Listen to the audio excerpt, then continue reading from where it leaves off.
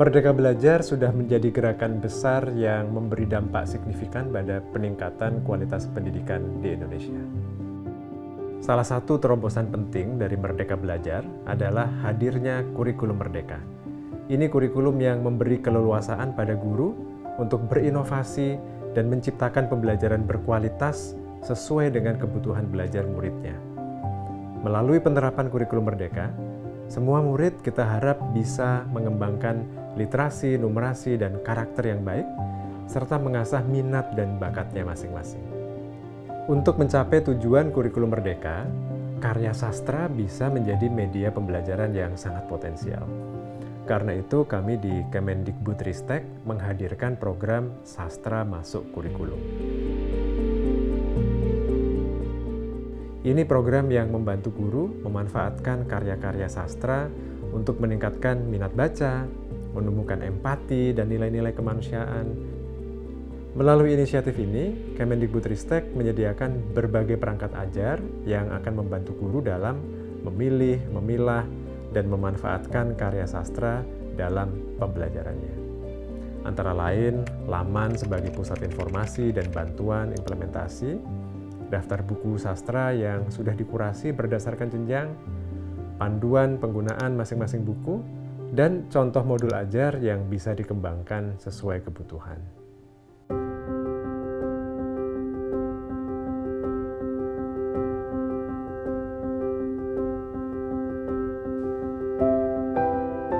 Dalam menyusun program ini, Kemendikbudristek bekerja sama dengan banyak pihak, dengan guru, dengan sastrawan, dengan akademisi, dan dengan orang tua.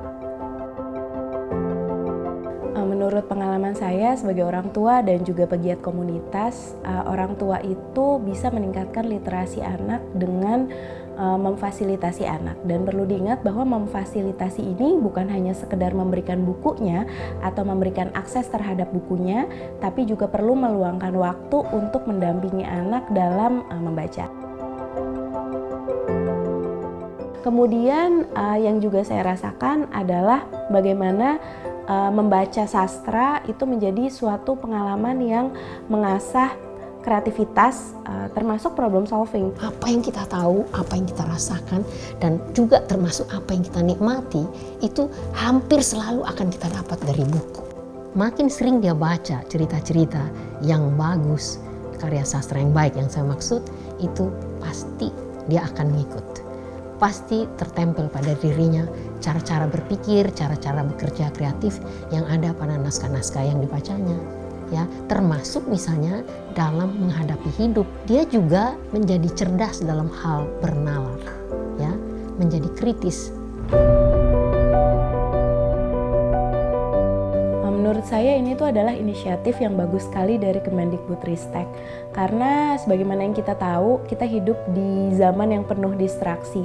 Tapi dengan adanya sastra masuk kurikulum ini akan menjadi motivasi bagi siswa untuk meluangkan waktu untuk membaca. Oleh karena itu, saya mengajak sungguh-sungguh semua kawan-kawan guru, semua komunitas sastra, para sastrawan, teman-teman sastrawan, orang tua, ya, pemerintah daerah, semuanya, kementerian lain, dan seluruh pihak terkait untuk ayo, mari bersama-sama berkolaborasi untuk mendukung terimplementasinya dengan sungguh-sungguh dan mantap program sastra masuk kurikulum.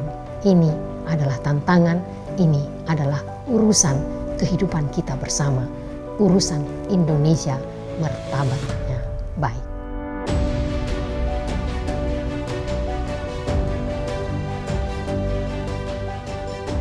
Kehadiran program Sastra Masuk Kurikulum akan memberi pengalaman bersastra yang lebih kaya, di mana guru dan murid bisa menikmati karya sastra Indonesia dan mendiskusikannya secara aman dan menyenangkan. Dengan program Sastra Masuk Kurikulum, pembelajaran menjadi variatif, kreatif, dan menyenangkan. Seperti peserta didik bisa menulis cerpen, membaca puisi. Sebagian besar mereka itu memahami bahwa kehidupan itu tidak ada di dalam karya sastra. Padahal karya sastra itu bisa dipelajari untuk pengalaman kehidupan mereka di kesehariannya. paling tidak dari pembacaan karya sastra yang sudah dilakukan dengan diskusi ya, tentu saja dengan diskusi dan debat analisis dari sastra-sastra yang mereka baca. Ya, praktek baik sastra dalam pembelajaran yang sudah saya lakukan. Yang pertama, saya mengkonversi bahan bacaan sastra dalam berbagai bentuk. Salah satunya anak membaca karya sastra berbentuk cerpen, kemudian mereka menuangkan ide atau gagasan yang ada dalam cerpen itu dalam bentuk komik digital sesuai dengan perkembangan zaman anak-anak generasi Z.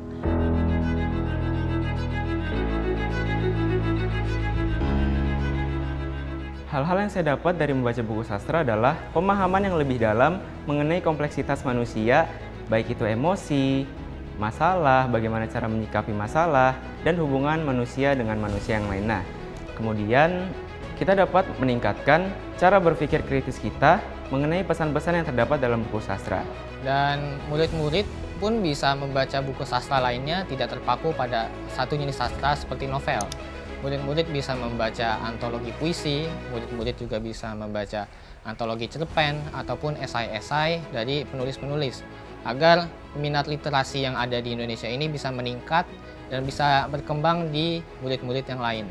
Alasan mengapa saya tertarik untuk membaca buku sastra itu biasanya diawali jika ada orang-orang yang dekat dengan saya yang merekomendasikan buku-buku yang menurut saya ini menarik.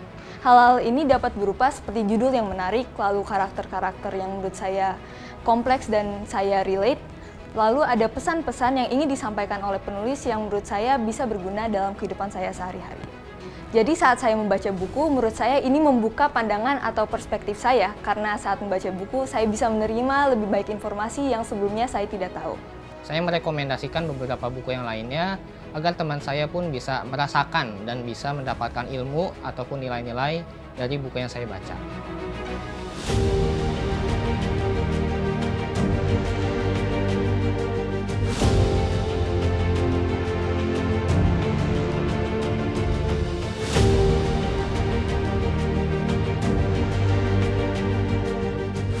Melalui pembelajaran sastra yang bermakna dan menyenangkan, mari bersama-sama kita lanjutkan semangat Merdeka Belajar.